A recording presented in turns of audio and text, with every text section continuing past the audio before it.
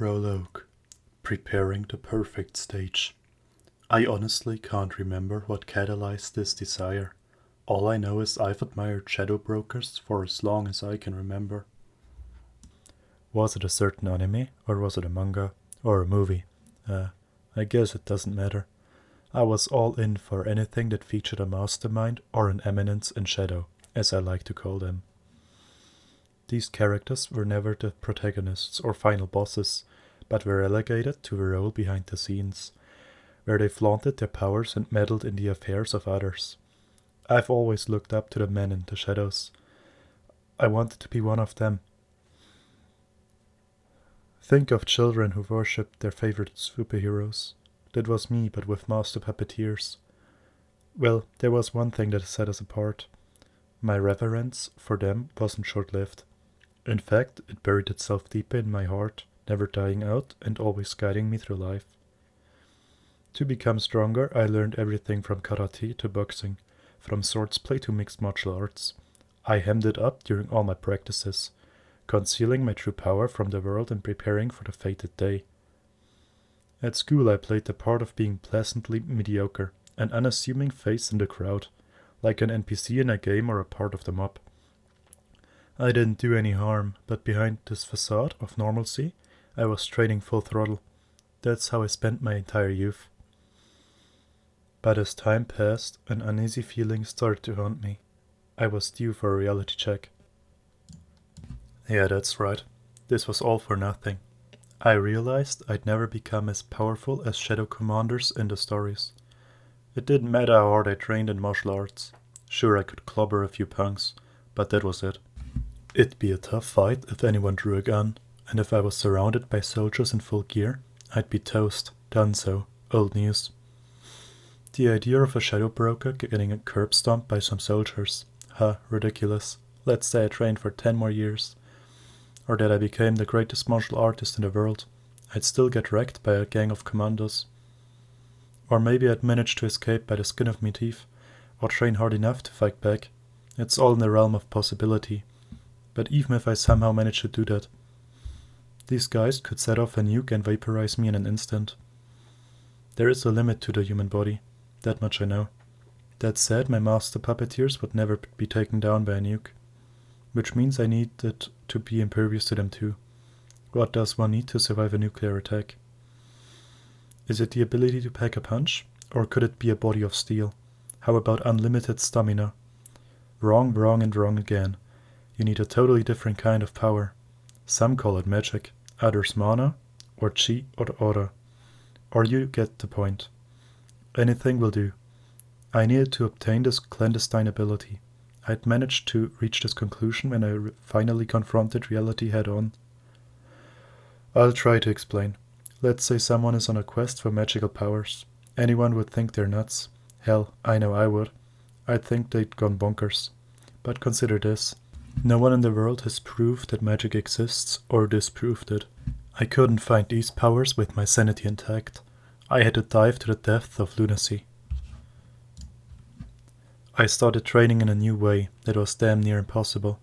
After all, no one knows how to acquire magic, mana, chi, auras, or what have you. I practiced Zen meditation. I braved the purification ceremony of standing under waterfalls. I focused my entire being inward. I fasted, I mastered the art of yoga, I converted religions, I searched for holy spirits. I prayed to God, I strapped myself to a cross. There was no right answer, which meant I groped my way through the darkness and sprinted down my chosen path. Which brings us here. I'm just about ready to start my final summer as a high schooler, and I've yet to discover magic or mana or chi or auras. It is already dark by the time I finish my daily training sessions. I pick up and put on my underwear, which I had chucked to the side, and wiggle my arms through the sleeves of my school uniform. I have yet to pick up these secret magical skills, but I've been starting to feel the effects of my training, I think, of late. Like right now, I can see flashing lights going off in my mind and sense the world is spinning. It could be magic or auras, in either case. I'm feeling its effects, that's for sure. I'm proud to announce that I've completed another successful session. When I'm in the thick of it, I rip off every single article of clothing and get buck naked in the forest. It makes me one with the universe. I bash my skull into the trunk of a giant tree to physically force out my worldly thoughts. Plus, it stimulates my brain and urges my latent powers to awaken. You know, I'm all about logic when it comes to these things. Yeah, everything's beginning to get all blurry right now. It's a sensation comparable to giving yourself a concussion. I make my way out of the forest with the lightest of footsteps, feeling like I'm treading on clouds. Just then, I see light. 2 beams floating in the air and slicing through space. How strange. They're beckoning me, guiding me somewhere. Magic, I whisper, tiptoeing toward the illumination. It must be, it's gotta be. I finally found the powers of the unknown. I notice that I've gone from walking to sprinting, tripping over the roots of trees and continuing to stagger forward. On and on, like a beast in the forest. Magic, magic, I chant, bounding towards the light and ready to snatch them out of midair. As a pair of headlights flood my vision with a blinding whiteness, I hear the shrill whine of a sudden brake ringing, and then a collision. Its impact pierces through my body and my magic. In conclusion, I was able to find magical powers. When I open my eyes, I sense that I'm surrounded by its energy. Though I gotta admit, it looks different from the 2 lights. No biggie. Oh, and another small detail. As a side effect, I managed to reincarnate. I bet I opened the door to another world when I found magic or something. Whatever. As for right now, I'm a baby boy. A few months old. I only recently started forming thoughts, but it's still hard for me to guess how much time has elapsed at any given moment. Plus, I don't know any words, but I guess it's plenty to recognize that this civilization is more or less the same as Europe in the Middle Ages. But none of that's important. I've acquired magical powers. That's the end-all be-all. I couldn't care less about how it happened or any bonus features. I notice magic as soon as I start displaying glimmers of consciousness. All around me. I can see minuscule grains of light floating and shimmering. It reminds me of those times in my past life when I frolicked through a field of flowers, stark naked. To train and find spirits, obviously. As it turns out, my training wasn't a total waste after all.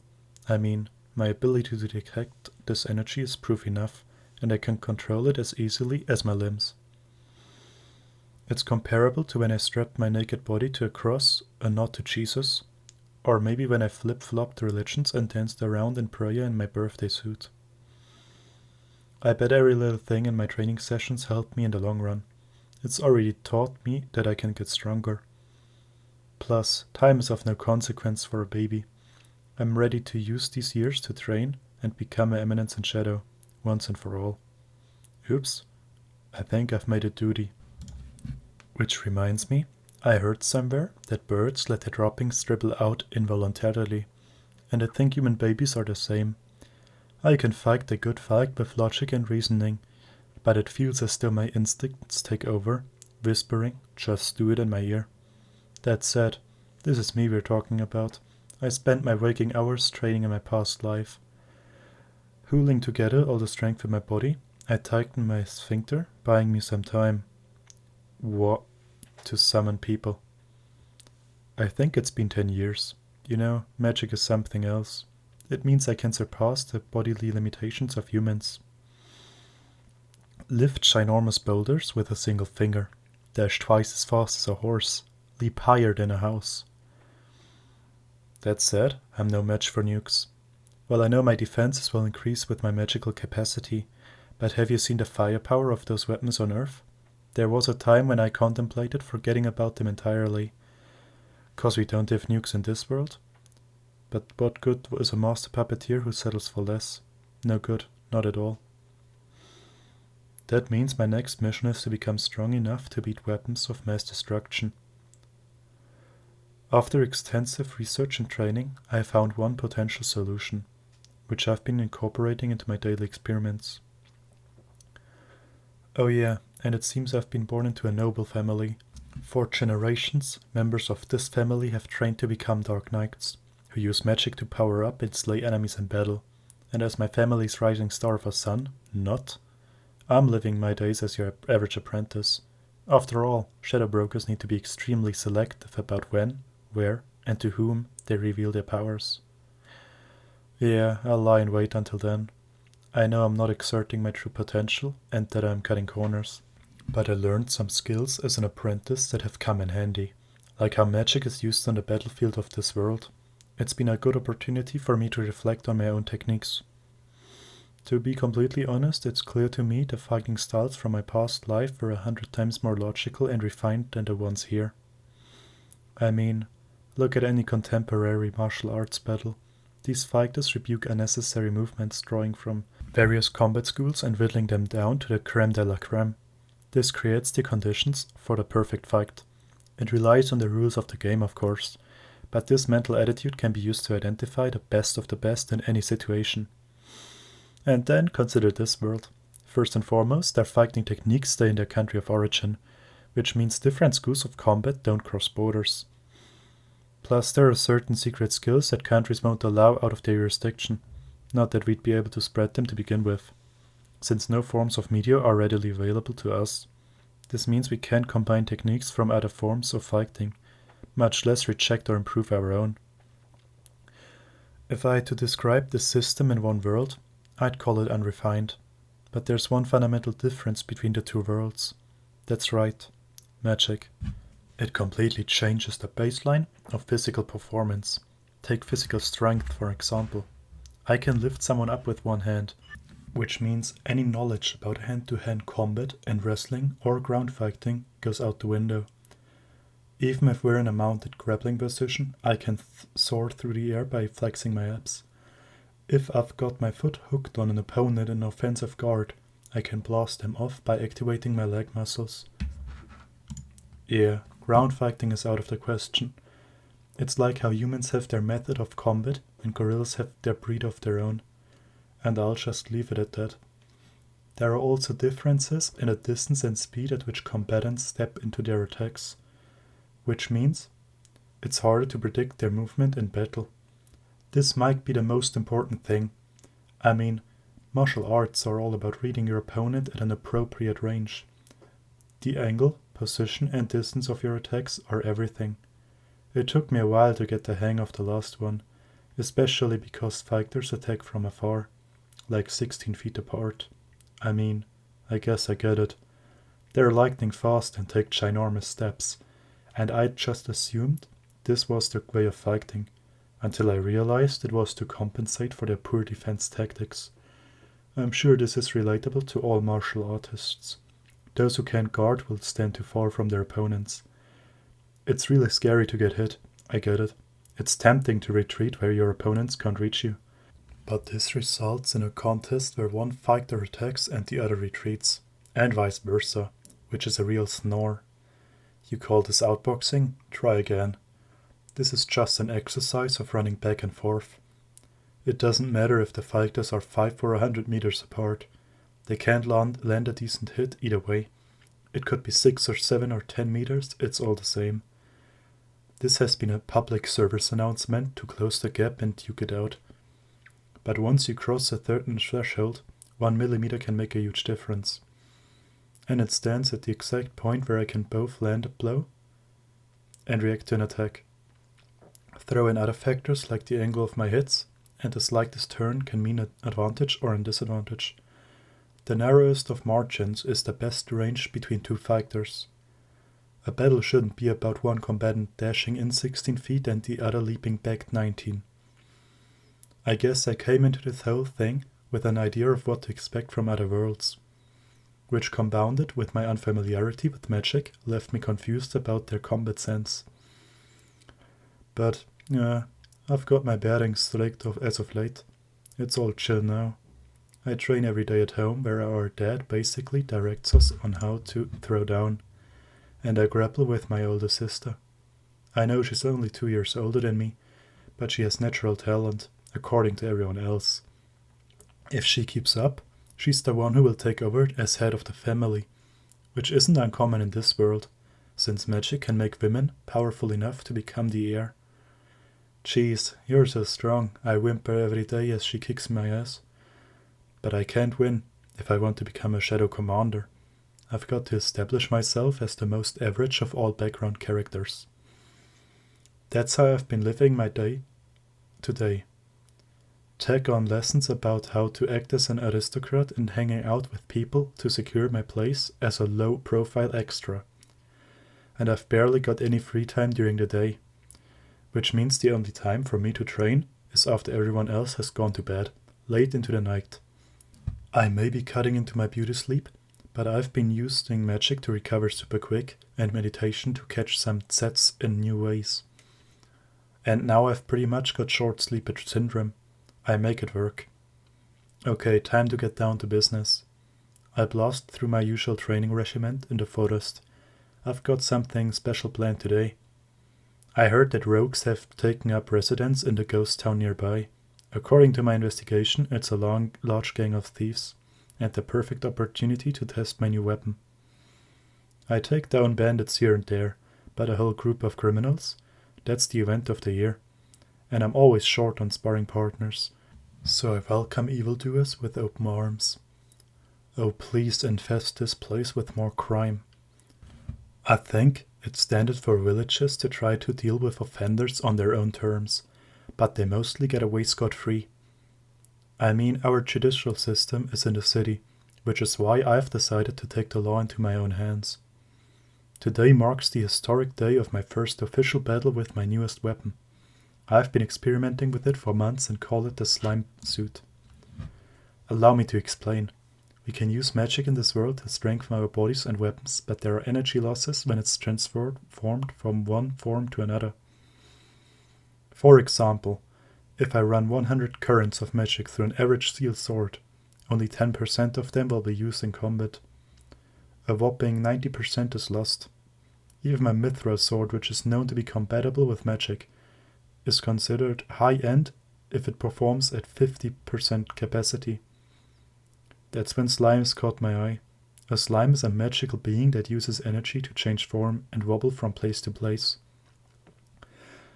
According to my research, I found they have a conductivity of an astonishing 99%. On top of that, they're in a liquid state, which means they can change their shape at will. I started testing slime jellies after capturing and crushing their cores. Easily more than 1,000 of them. In fact, I pushed them to the brink of extinction in my area by killing too many and had to go on an expedition to find more. The jellies are easy to handle and strong to boot. I successfully molded the slime into a wearable bodysuit, which is super lightweight and silent, unlike armor. Plus, it almost like supports my movements. And I've given it killer defenses, of course. As for right now, I'm wrapped in a black slime bodysuit. It's simple, no frills get up that fits my body perfectly, except for eyes, nostrils and mouth. I'm virtually indistinguishable from the criminal in a certain famous detective manga. I might want to think up a more suitable design when I'm intervening in a scheme as a fully fledged shadow broker. I managed to arrive at the ghost town late into the night, but I can see a few lights in the darkness. The thieves seem to be having a feast to celebrate their robbing of merchants. Wow, I'm super lucky. You see, thieves aren't good at planning, and they immediately squander what they steal, which means they only have something decent right after a successful attack. And one man's treasure is another man's treasure. What's theirs is mine. This is how I'll get the funds to become a puppet master. Anyway, I'll crash their feast, excited as all hell. Not with a surprise attack, because that won't make it for a good practice session. Yahoo! Hand over the loot, scumbags. I shriek in the middle of their banquet. Who the hell is this puny dude? I mean, I'm only 10 years old, like duh. It's only natural that I'm short. You heard me. Now fork over the goods. I shout, punting the rude man across the room for calling me small. The other thieves finally draw their weapons. Hey, keep it up and we ain't gonna hold back, you brat. Take that, I exclaim as I slice through his neck, severing his head from his shoulders mid-sentence. That's right, my sword is made of slime, which means I can draw it from my bodysuit when the situation calls for it. And it has a bunch of nifty functions. Number 1, it can elongate. Take that, and that, and that. I extend my sword and slay all the dinky thieves in the vicinity. I stretch the slime out in a shape of a whip with edges as sharp as a sword. It's my first time wielding it, so I'm a tad nervous, but I can totally see how it might come in handy. And that, and huh? I notice the room has gone all silent, as I get a little too carried away with slashing and slicing around me. Wait, is there only one guy left? Who are you? I guess you'll be my Shinea pick for function number 2. The hell do you mean? To break it down, you look stronger than the rest of them. I'm assuming you're like their boss or something, right? Your chances of winning are squat, but if you let me practice on you, I bet you live for like 2 extra minutes. Good luck. Stop playing, you brat. In the capital I'm the... Hey, you, skip the speech and come at me. Die, damn it, booms the boss, or whatever, as he closes the distance between us, taking his sweet old time to swing at me. And I, obviously, don't budge. His sword plunges straight into my chest, and I'm thrown to the ground on impact. Haha, that's what you get for messing with me. I've mastered the Royal Bushin method. And what? Ta-da, you couldn't even scratch me. I rise to my feet as if nothing happened, and wow, I couldn't be happier with my suit's defenses. I mean, these weak-ass crap attacks can't even touch me. I've heard it seems to be all the rage in the capital, show me. Damn you, swears the boss as he strikes me. Yeah, no sweat, as he swings his sword with all his might. I don't even ready mine. Sidestepping and ducking to dodge him. No problem. The Royal Bushin method, was it? I could get into their ways of wielding the sword. I mean, it's not every day you get to see someone fight over something other than spirituality, old-fashioned standards, or personal belief in this world. This was a fight motivated by logic. I can see it from his clumsy set of attacks. In the length of a second, a small step forward. I see him calculate his next strike and take creative approaches. That said, his attacks leave a lot to be desired, and in the next free moment I step just out of his range. Why can't I hit you?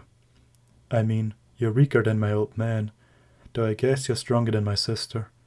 Not that it means anything, and I bet she'll whoop your butt in another year. You little sheet, he screeches, frantically bashing his sword in my direction. I parry his advances before kicking him lightly in the shin, snapping my leg forward quickly as though on reflex. Why? The boss whimpers, curling into a fetal position and clutching his leg. Blood drips from his shin and pools on the ground. It's a cheap trick, you know. I have a blade as sharp as an ice pick sticking from my toes. The second dandy feature of the slime sword is that I can wield my blade from wherever and whenever I want. I thought this tactic showed the most potential. All I have to do is get in front of the enemy and slash him with the sword in my shoe. Since lower body attacks are hard to block, I parry hits, lock blades and give my opponent a kick. It's nothing flashy, but it gets the job done. I guess we're through. Wait, you didn't even last 2 minutes, I note before kicking the boss in the shin with the blade on my foot.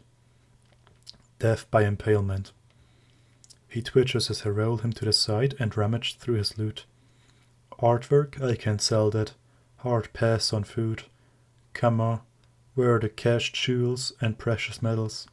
Gimme, gimme, gimme. There are several carriages worth of spoils, and many dead merchants. I whisper to the corpses, I've avenged you. Now you can rest knowing your treasures will be put to good use. I hope you make it to heaven. I gather my haul and pray in silence. I'm guessing I found about 5 million zenny. 1 zenny is more or less equal to 1 Japanese yen. All this will help fund my activities as a shadow broker. You know, the world would be a much better place if it were overrun by criminals. Oh, how I wish life were like a video game, and I could encounter enemies by walking down the street. Please wreak more havoc in your next life, I say to the boss, giving him a thumbs up. When I notice, something past my fingertip. Is that a cage? It looks sturdy and pretty big. Did they have slaves? Hard pass on anything I can trade for cash. But what if there's something valuable inside? I lift its cover. Well, this is unexpected. I'm not sure how to describe it, but this cage holds a mound of rotting flesh. I kinda tell it's human maybe, but no clue as to its age or gender. But it's alive. Wait, it might even be conscious. I peer into the cage and the flesh jolts all of a sudden. I've heard of the church executing these creatures. I think they're called the possessed. They're born as normal humans until their flesh rots out of nowhere, fated for death. But the church goes out of its way to purchase them, executing them in the name of purification. They claim they're exorcising demons, but they're really just murdering the thick. But the ignorant masses applaud and praise them for keeping peace on earth. It's just as you'd expect from the Middle Ages. What a friggin' downer. I bet I'd get more zenny than this entire load of spoils if I were to sell this to the church. But that's pointless to say, since I can't sell it. Well, I guess I should put it out of its misery.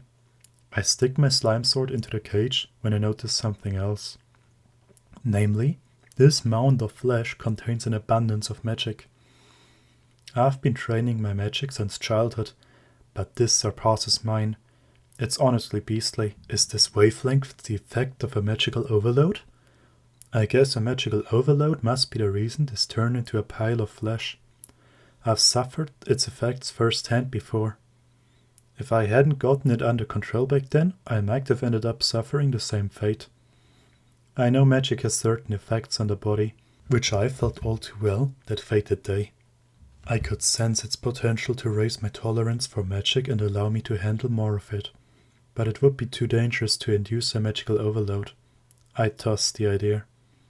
But if I were to hypothetically conduct experiments on a product of this phenomenon, I can get closer to being a shadow commander without any risks.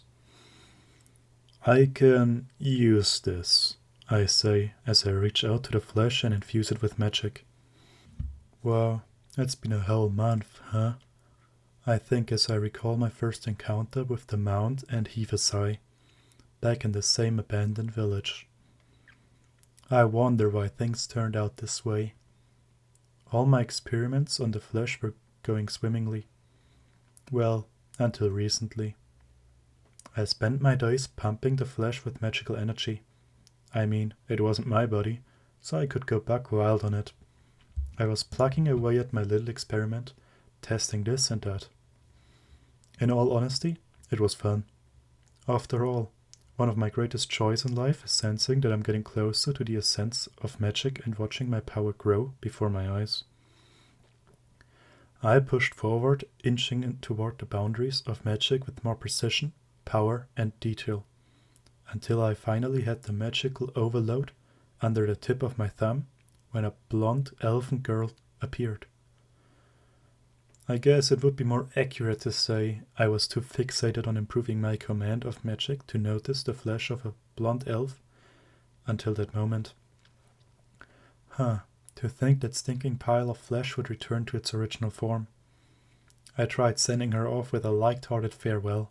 You know, the typical you're a free elf and happy trails, and you've got a bright future ahead of you.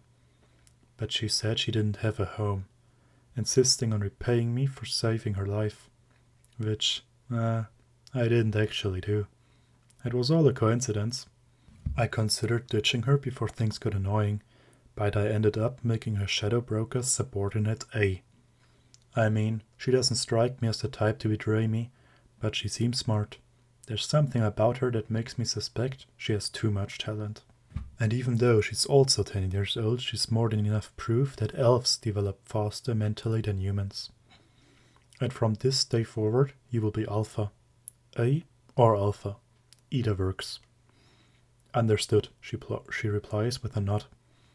She's your stereotypical elf, a beauty with blonde hair, blue eyes, and fair skin. And your job is, I stop to think for a moment. This is a big one. Her job is to be the assistant to a shadow commander. No mistakes there. which means I gotta set the scene by answering some basic questions. Like what exactly is an eminence in shadow, and what purpose do they serve? Flushing out the appropriate narrative is key. I mean, if I said I was fighting to get revenge for losing at pachinko slots, I wouldn't seem too cool, right? I have to choose wisely. I mean, all my daydreams are filled with puppeteers from even before I came into this world, and certainly after. I've mixed and matched thousands, no, tens of thousands of possible scenarios in my mind, and I have the perfect one for the occasion. To hide in the shadows and prevent the resurrection of Diablos the demon. Diablos the demon? Alpha cocks her head in confusion. I'm sure you've heard of him. You know, the stories of long, long ago. Diablos brought our world to the brink of destruction when 3 brave warriors, a human, an elf, and a therianthrope, or a hybrid beast, teamed up to destroy him and protect the world. Oh yeah, but isn't that a fairy tale? Nope, it really happened. But the truth is way more complicated than that. I continue as a small, wry smile appears on my face. I mean, getting to my level and twisting out a scenario from a legend is a piece of cake. Just before the hero slayed the demon, with his last very breath, he put a curse on them, which is known as the Curse of Diablos. The Curse of Diablos? I've never heard of that before. Oh, but it exists. It's the curse of the possessed, and the very disease that ravished your body. What? No way. Alpha goes bug-eyed in horror. The descendants of the hero have suffered from this illness. Back in the day, the Curse of Diablos used to be curable, just like yours. No one would believe that Alpha was possessed until recently. Her smooth and unblemished skin is evidence to back up my story. I mean, even though this is a big fat lie, it's proof that one is a descendant of the heroes who saved the world. You know, the possessed used to be lauded, appreciated, and protected in the past. But no one appreciates us anymore, let alone Alpha trails off screwing up her face. There's someone out there who twisted history, erasing the truth about the lineage of the possessed and hiding the cure to the curse. What's worse, these people became targets of shame. Who would do such a thing?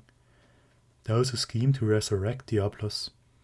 That's because those with this curse carry the bloodline of the heroes and high levels of magical energy. In other words, they serve as a major military force for us. On the flip side, they're a nuisance to his supporters, which is why they're called the possessed and disposed of. Exactly. You lost your hometown and family, all because you've been accused of committing a false sin. Aren't they despicable? Yeah, there's no way I wouldn't find them absolutely detestable. The cult of Diablos, that's our enemy. They only work behind the scenes, which is why we must conceal ourselves as well. Lurk in the darkness and hunt down shadows. I'm guessing they've gotta be formidable if they have enough say to pull the strings behind the scenes. Which means that our enemies hold positions of power, and that hordes of people under their control don't know the truth. I nod seriously. Our journey may be perilous, but we must go forward. Are you with me? If that's what you want, then I'll devote my life to it. We'll punish these sinners with death. Alpha stares at me with her intense blue eyes and smiles defiantly.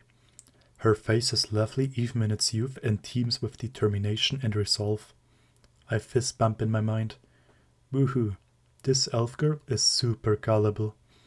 Obviously, the cult of Diablos doesn't exist, which means we'll never find them.